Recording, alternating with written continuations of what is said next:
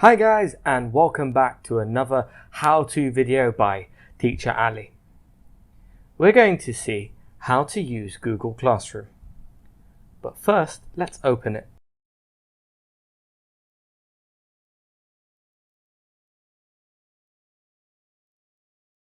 So this is my student account. This is what you should see. Any classes you have will be here. For now, you all only have one. It's called SPIM 1/prep course. This is to get you ready. So you might see some different things. In the top left, 3 lines. You can click that. We got some other things here. Got a calendar, to do, folders, and we've got our class. The to do is just things you need to do. Let's see what I need to do. I've got some work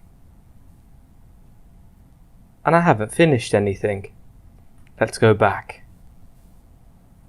If you join a new class or your teacher gives you a code, it will come here, or you will click plus and join class. Let's have a look at your class.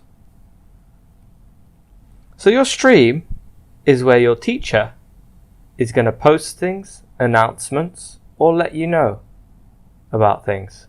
It is also where you might see your assignments. One other thing down here, classwork. This is where you can find work to do. You can see these icons.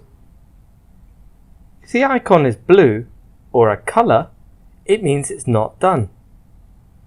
I'll show you how to do and submit work in the next video. Over here is people, so you can see other people in your class. This is my teacher, but I'm the only one in this class. You can change by topic. We only have one topic, which is today. You can also see your profile. This is where any work you complete is going to be done. This is where you can also see your grades. And that's it. It's really simple, right? Thank you for watching.